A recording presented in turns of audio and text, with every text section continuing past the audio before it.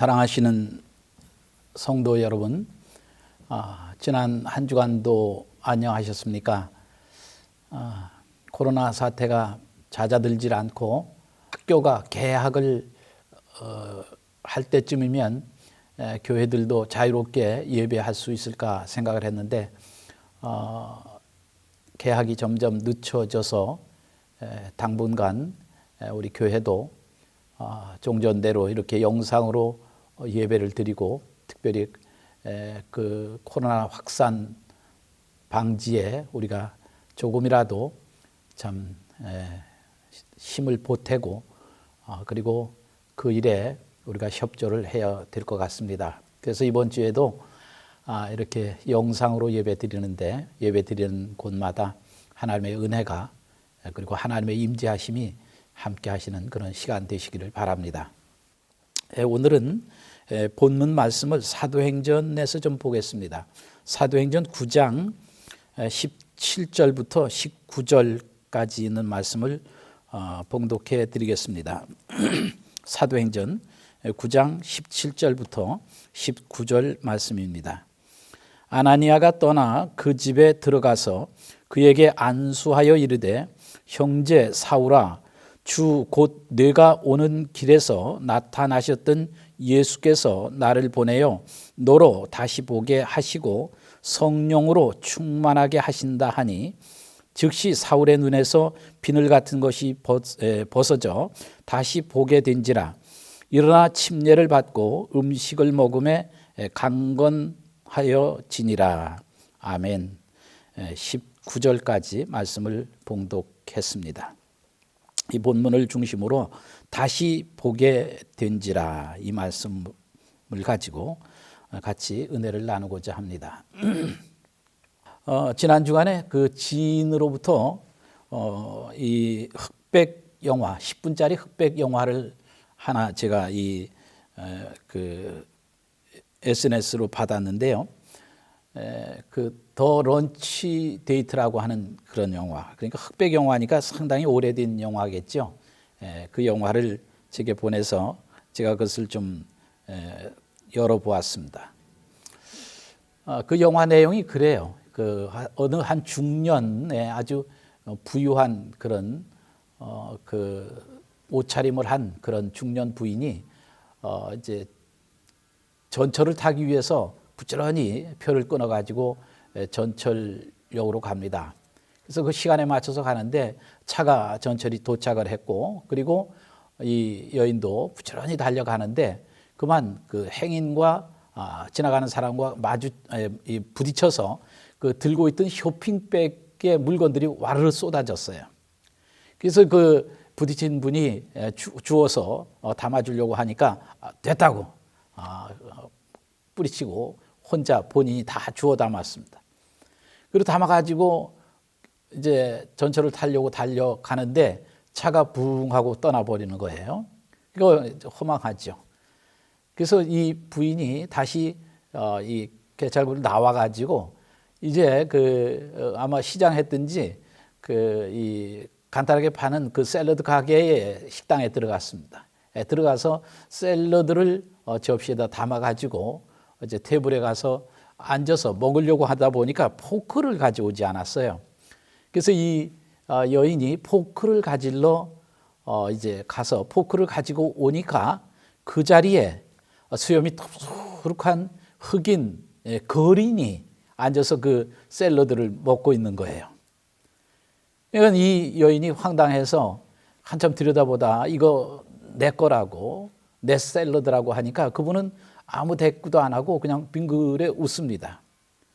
그래서 이분이 포크를 들고 가만히 노려보고 있다가 그 한 점 딱 집어서 부인이 자기 입에다 넣었어요. 그랬더니 흑인도 역시 또 한 점을 또 입에다 넣고 그래서 교대로 한 점 부인이 넣으면 또 그 흑인이 또 한 점 넣고 이렇게 하면서 거의 다 먹어갑니다. 그래서 몇 점은 남지 않았을 때 흑인이 먼저 일어나서 또 가가지고 커피 2잔을 뽑아가지고 그 여인에게 주어요. 그랬더니 그 여인이 처음에는 노 땡큐 하다가 나중에는 그래도 뭐 인사를 해야 되겠으니까 땡큐 하면서 합니다. 그리고 이제 흑인은 그 커피를 마시고 먼저 이제 나갔어요. 그리고 이 여인은 남아있는 그 샐러드를 마주 먹고 그리고 이제 다시 기차를 타기 위해서 역으로 달려갑니다. 그러니까 한참 가다 보니까 그 쇼핑백을 들고 오지 않은 거예요, 또. 그래서 다시 되돌아서서 부지런히 그 샐러드 가게에 와서 그 쇼핑백을 찾아보니까 그 쇼핑백이 놓여 있고 그 쇼핑백이 놓여 있는 그 테이블 위에 샐러드가 한 접시 있는 거예요. 그러니까 아까 그 샐러드를 갖다 놓고 포크를 가져와서 그 샐러드를 먹으려고 할 때 그 샐러드는 내 것이 아니었던 거죠. 이 여인이 너무 황당해가지고 그냥 웃음 반 울음 반 그냥 하하하하 그냥 너무 허무하고 황당해서 그래서 그 쇼핑백을 들고 차를 타고 가는 그 모습, 그 과정을 10분짜리 영화로 만들어서 이렇게 보여주는 그런 영화였습니다. 우리가 인생을 살아가면서 때로는 그렇게 착각할 때도 있고 또 오해할 때도 있고 또 실수할 때도 있고 이런 많은 것들이 있는데 참 짧은 영화지만 여러 가지를 많이 이것저것 생각해 볼 수 있는 그런 영화였다 그렇게 생각이 듭니다. 여러분 신앙은 어떨까요? 오늘 우리가 살펴보려고 하는 이 사도행전 9장 말씀은 그 유명한 사도 바울 신약 성경을 3분의 1 정도 13권이나 기록한 아마 복음서를 빼면 거의 이 사도 바울의 그 서신서 아닙니까? 그렇게 그 훌륭한 그 사도 바울이 참 분명하게 그 신앙을 고백하고 간증할 수 있었던 그 계기가 되는 그런 회심하는 이야기. 사실 회심이라기보다는 하나님께서 회심시킨 이야기겠죠. 하나님이 사도 바울을 극적으로 부르셔서 회심시켜서 하나님의 사람으로 복음의 사람으로 하나님이 복음의 그릇으로 사용하시는 그런 장면이 이제 시작되는 그런 이야기입니다. 그래서 사도 바울은 나중에 그의 삶 속에서 또 여러 가지 그 역경 속에서 또 혹은 종교 재판을 받는 과정 이런 때 사도행전 20장 이하에 보면 이런 이 과정을 오늘 있었던 이 이야기를 많이 간증을 하고 그렇게 증거하는 그런 장면들을 우리가 보게 됩니다. 자, 그러면 어떤 과정을 통해서 사도 바울의 그 삶이 그렇게 변화되고 그야말로 바울이 고백한 것은 그렇지 않습니까? 예수 그리스도 안에 있는 자에게는 결코 정죄함이 없다. 뿐만 아니라 누구든지 그리스도 안에 있으면 새로운 피조물이라. 이전 것은 지나갔으니 보라 새 것이 되었도다. 이렇게 고백을 하거든요. 뿐만 아니라 내가 그리스도와 함께 십자가에 못 박혔나니 그런즉 이제는 내가 산 것이 아니요 내 안에 그리스도께서 사신 것이라. 이렇게 아주 분명하고 확실하게 그런 생애의 그런 참 예수 그리스도 이전과 예수 그리스도의 이후의 삶이 분명하게 선이 그어진 그런 아름다운 그런 모습, 그것이 바로 이 본문의 내용인데, 그러면 어떠한 과정을 통해서 이 사도 바울은 그렇게 변화된 아름다운 삶을 살아갔는가 하는 것을 좀 보려고 그럽니다. 자, 여기서 저희가 주목하는 단어는 10절에 그때에, 그런 그때에. 그래서 그때가 있었어요. 그때. 자, 보겠습니다. 그때는 어느 때인가? 자, 9장, 이 오늘 본문은 우리가 이 9장 전체 이야기인데 9장 1절부터 좀 보면요. 9장 1절에 보시면 사울이 주의 제자들에게 대하여 여전히 위협과 살기가 등등하여 대제사장에 가서 2절도 보시면 다메섹 여러 회당에 가져갈 공문을 청하니 이는 만일 그 도를 따르는 사람을 만나면 남녀를 막론하고 결박하여 예루살렘으로 잡아오려 함이라. 그렇죠. 살기가 등등한 사울이 지금 다메섹 도상에 뭐 하러 갔습니까? 그리스도의 도, 예수를 믿는 사람들을 남녀를 막론하고 남녀를 가리지 않고 무조건 체포해서 그리고 이 예루살렘으로 압송하기 위해서 이 공문서에 도장을 받아가지고 체포영장을 가지고 지금 다메섹으로 갔을 때 있었던 일입니다. 자, 3절 보시면 사울이 길을 가다가 다메섹에 가까이 이르더니 호련히 하늘로부터 빛이 그를 들러 비추는지라. 하늘로부터 큰 빛이 비춰졌는데 그 사도행전 20장 그 바울의 간증에 보면 그때가 정오였고 그 빛이 햇빛보다도 더 강력한 빛이 그에게 비춰졌다, 이렇게 간증하고 있습니다. 자, 그 빛이 비춰지면서 4절에 보시면 땅에 엎드려져 들음에 소리가 있어 이르되 사울아 사울아 내가 어찌하여 나를 핍박하느냐 하시거늘. 하늘로부터 소리가 들리는 거예요. 큰 빛이 비춰지면서 하늘로부터 소리가 들리는데 사울아 사울아 하면서 소리가 들려, 자신을 부르는 소리와 함께 어찌하여 네가 나를 핍박하느냐. 자, 그래서 이 사울이 이렇게 대답합니다. 5절에 보시면 대답하되 주여 누구시오니까. 주님 도대체 누구십니까? 하늘로부터 들리니까 그 소리가 주님의 소리, 하늘의 소리를 그에게 들려지는 것이죠. 그러니까 사도 바울이 질문을 던집니다. 주님 누구십니까? 그때 하늘로부터 들려지는 소리는 나는 네가 핍박하는 예수다, 이렇게 말씀이 들려지는 겁니다.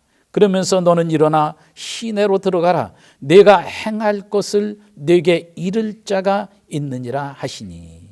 이렇게 주님이 말씀을 하시는 것을 보게 됩니다. 자, 이렇게 이 소리를, 사람들이 소리를 듣는데 이제 사도 바울이 그 빛이 비춰주는 순간 눈은 떴는데 아무것도 보지를 못해요. 8절 보십시오. 사울이 땅에서 일어나 눈은 떴으나 아무것도 보지 못하고 사람의 손에 끌려 다메섹으로 들어가서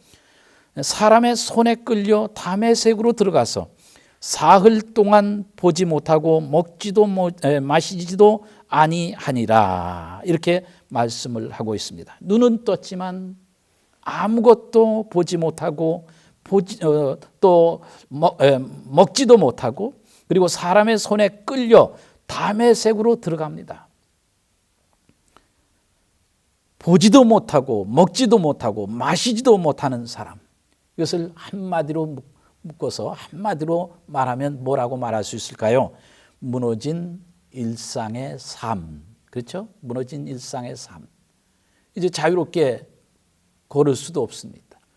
볼 수도 없습니다. 먹을 수도 없습니다. 마실 수도 없습니다. 이 무너진 일상의 삶. 자, 그 사도 바울에게 오늘 본문에 보면 아나니아를 그에게 보내주셔서 손을 얹고 기도를 하게 하십니다. 그래서 17절에 보시면 오늘 본문이죠. 17절에 그 안수하는 내용이 이렇습니다. 아나니아가 떠나 그 집에 들어가서 그에게 안수하여 이르되 형제 사울아 주 곧 네가 오는 길에서 나타나셨던 예수께서 나를 보내어 너로 다시 보게 하시고 성령으로 충만하게 하신다 하니. 그러니까 아나니아를 통해서 그에게 기도하게 해주시는 하나님이 뭐라고 말씀하셨는가 하면 오늘 이 본문의 내용대로 그렇게 말씀을 하신 거예요. 그러니까 아나니아가 형제 사울아, 사울 형제, 내가 온 것은 오늘 당신이 여기 오는 길에 당신을 만나 주셨던 예수께서 나를 당신에게 보냈어요. 그리고 당신에게 기도해 주라고 했습니다. 그래서 지금 앞을 보지 못하고 있는데 다시 보게 해주고 이제는 성령의 눈으로 성령 충만한 삶으로 살아가라고 하나님이 이렇게 내게 말씀하셨습니다 하면서 그 말씀을 담아서 기도를 했습니다. 손을 얹고 기도를 했을 때 18절에 보면 즉시 사울의 눈에서 비늘 같은 것이 벗어져 다시 보게 된지라. 일어나 침례를 받고 음식을 먹음에 건강하여 지니라. 이렇게 말씀을 하고 있습니다. 여러분, 다시 보게 된지라. 이 말씀이 얼마나 우리에게 정말 놀라운 은혜를 주는지 몰라요. 이 말씀 속에 담겨지는 그야말로 필수 같은 메시지가 이 본문 속에 있습니다. 여러분 어떻게 보게 됐나요? 오늘 본문에 보면 눈에서 비늘 같은 것이 벗어져. 여러분 새로 보게 됐는데 그냥 보게 된 것이 아니라 눈에서 비늘 같은 것이 벗어져. 그리고 이 아나니아를 통해서 주시는 말씀이 뭐냐면 성령으로 충만하게 하신다. 그러니까 이제 비늘 같은 것이 벗어지면서 이제는 전에 보던 그 눈으로 보지 말고 성령의 눈으로, 성령의 안경을 끼고 세상을 바라보는, 세상을 보는 사람이 되어라. 이렇게 하나님이 일러주셨다. 이렇게 말씀을 했어요. 그랬더니 즉시 사울의 눈에서 비늘 같은 것이 벗어지면서 보게 되었다. 그리고 그 본문 끝에 보면 침례를 받고 이렇게 말씀합니다. 여러분 침례는 이 말씀은 그냥 의미 없이 있는 말씀이 아니죠. 침례의 의미는 사도 바울이 로마서 6장에 보면 그리스도와의 연합이라고 말합니다. 뿐만 아니라 이 연합이라고 하는 말씀은 그리스도와 함께 죽었고 함께 살았다라고 하는 얘기예요. 그래서 여러분 침례라고 하는 것은, 침례를 받았다는 얘기는 이제 그리스도 안에서 옛사람이 완전히 죽었고 새 사람으로 새로운 숨을 쉬게 되는, 새로운 숨을 후 하고 마시고 그 숨결로 살아가는 삶, 새로운 인생, 그것을 가지고 성경이 우리에게 가르쳐주는 침례라는 거죠. 그래서 일어나 침례를 받고, 그리고 19절 보세요. 음식을 먹음에 건강하여 지니라. 여러분 이 말씀 무슨 의미가 있겠어요? 그냥 그 음식을 먹고 건강해졌다는 얘기를 왜 여기다 덧붙였겠습니까? 저는 이 말씀을 깊이 묵상했습니다. 왜 주님은 이 말씀을 구태여 여기다가 한 구절, 이 짧은 한 구절을 19절에 여기다 삽입을 했을까? 왜 덧붙여 주셨을까? 그렇습니다. 이 짧은 한 구절, 음식을 먹음에 강건하여졌다, 건강하여졌다. 이 말씀이 뭐겠어요? 새로운 일상으로 돌아왔다는 얘기 아닙니까? 무너진 일상이 새로운 일상으로 회복되었다. 여러분 우리 절실하게 지금 느끼고 있지 않아요? 일상이 얼마나 감사했던가. 그죠? 우리가 먹을 수 있고 마실 수 있고 볼 수 있고 마음대로 걸을 수 있는 것, 이게 일상 아닙니까? 그런데 그 일상이 무너진 삶이 이제 다시 아나니아를 통해서 기도를 받은 후에 눈에서 비늘 같은 것이 벗어지고 다시 보게 되었을 뿐 아니라 음식을 먹을 수 있고 건강해서 그 일상이 회복되었다. 이렇게 이 본문이 우리에게 가르쳐 주는 것이죠.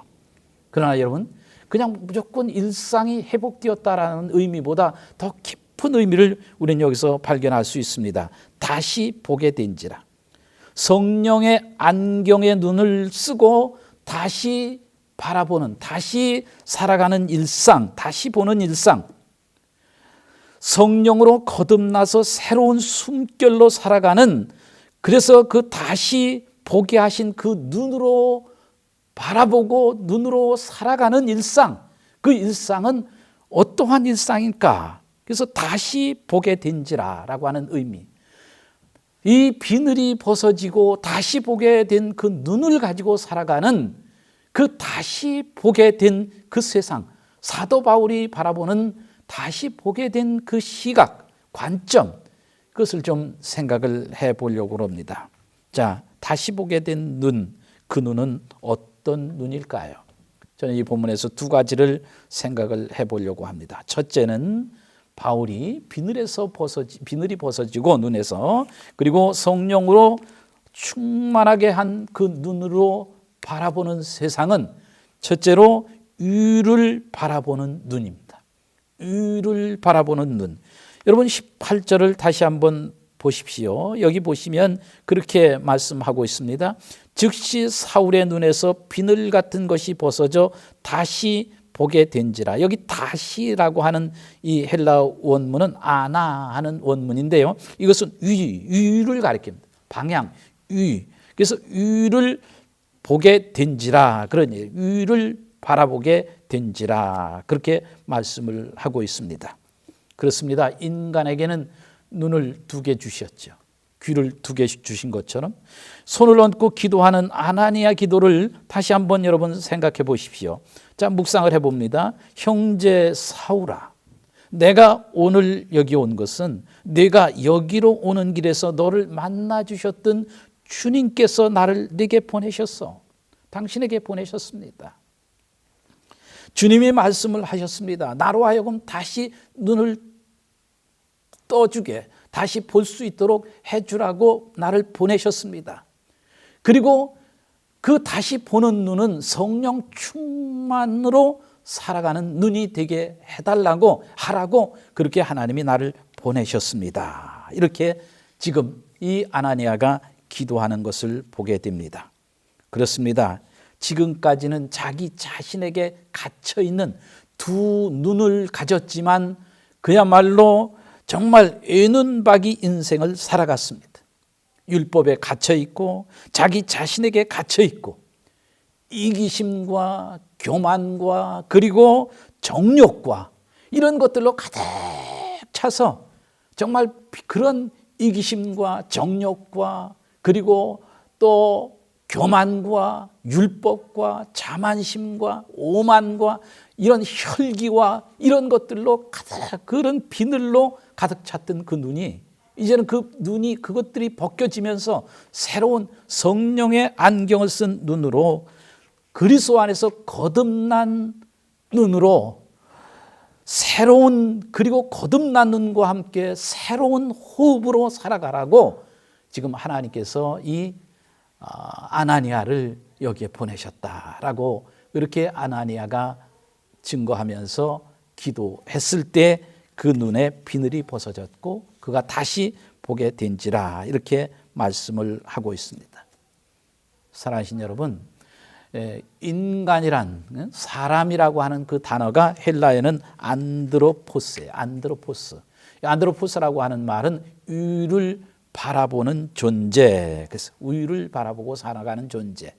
여러분 모든 이 피조물 가운데 하늘을 바라보고 살아가는 피조물은 오직 인간밖에 없다는 거예요.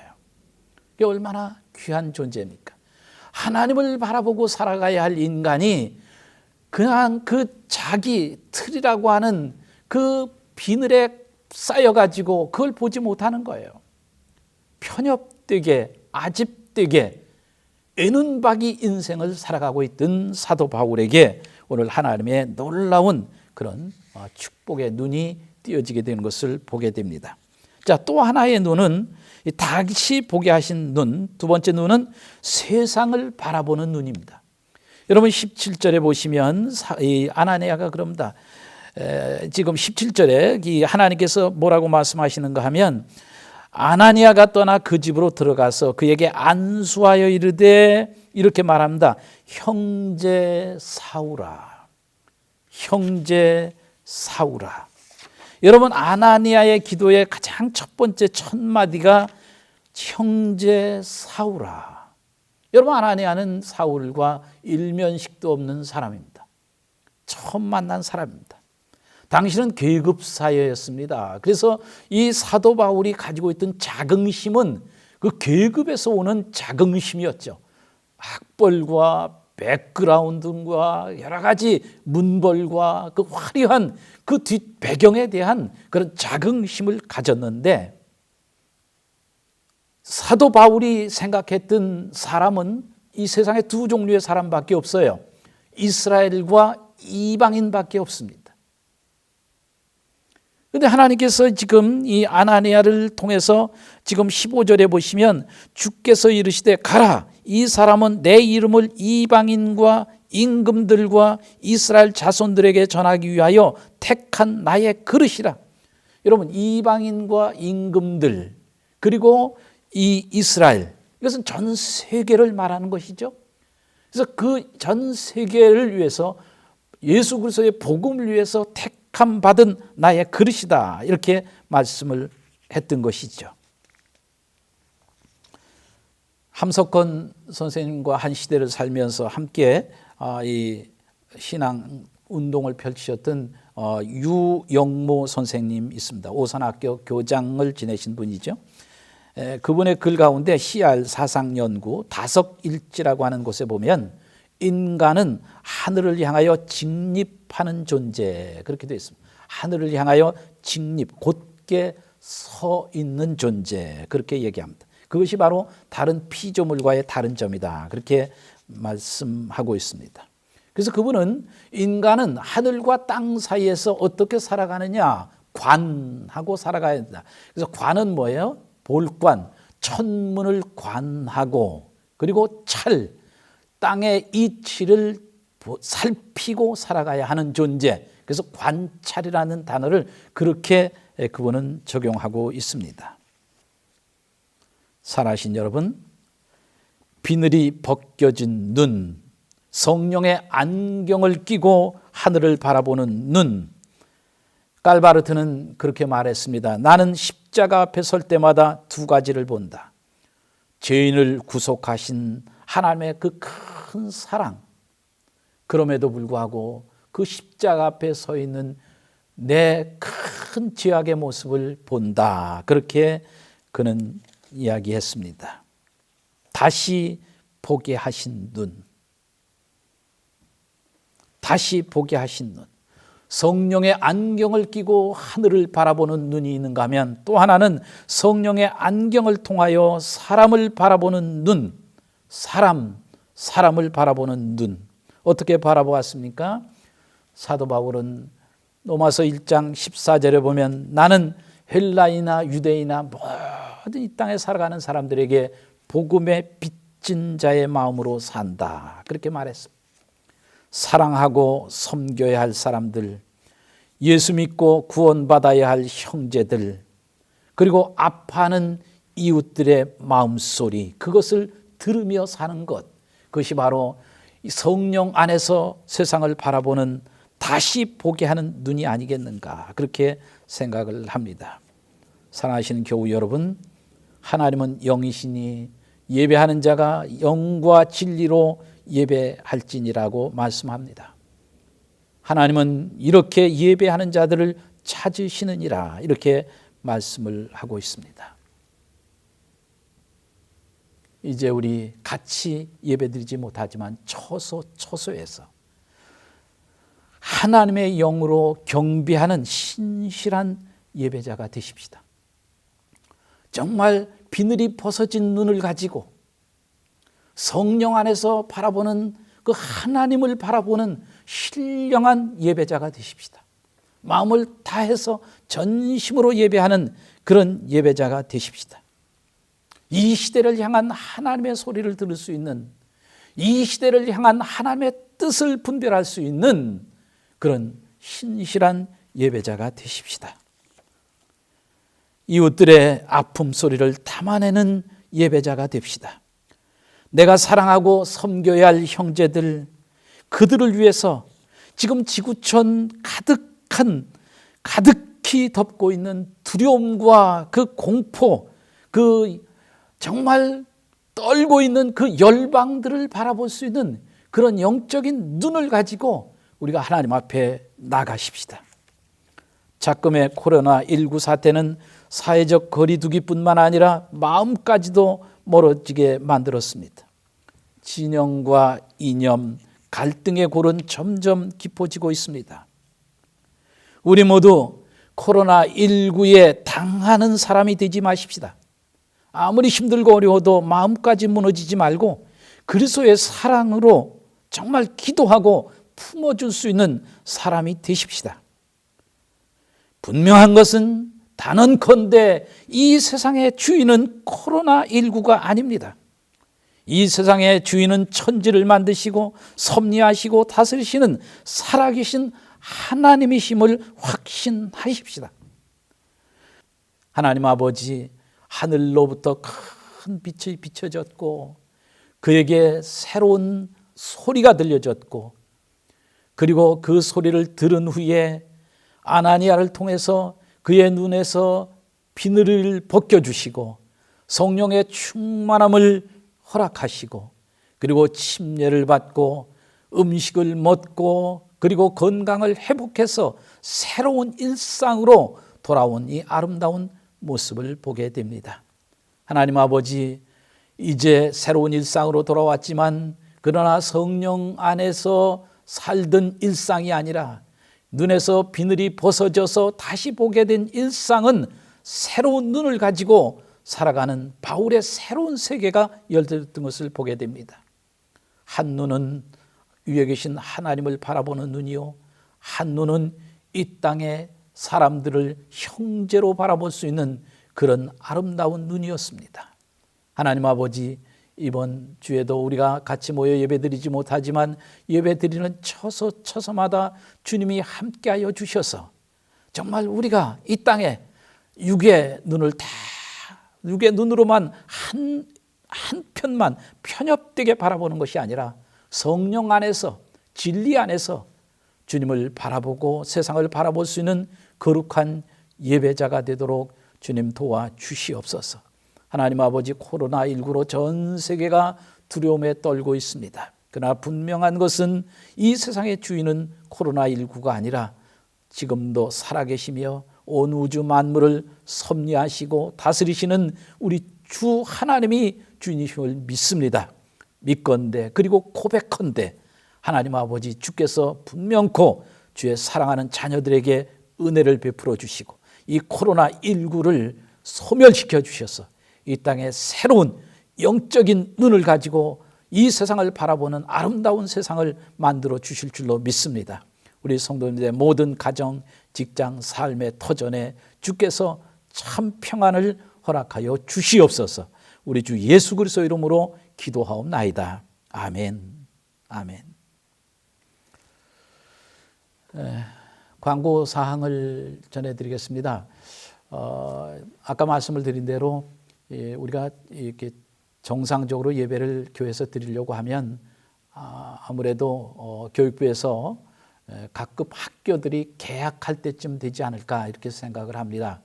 그래서 아무쪼록 우리 자녀들 가정에 학교 가지 못하고 온라인 수업하고 있는데 우리 자녀들 특별히 위해서 기도해 주시고 또 부모님들이 신경을 써 주시고 그래서 학업에 어려움이 없도록 그렇게 참 우리가 협조해 주시기를 바랍니다. 그리고 이번 주에도 너무 두려워하지 마시고 참 하나님을 굳게 의지하고 믿음으로 하나님께 기도해서 이번 주라도 이 코로나19가 완전히 잠재워지면 다음 주라도 또 우리는 예배 드릴 수 있는 것이니까 여러분들 아무쪼록 한 주간 믿음 안에서 승리하는 그런 성도님들 되시기를 바랍니다. 대단히 고맙습니다.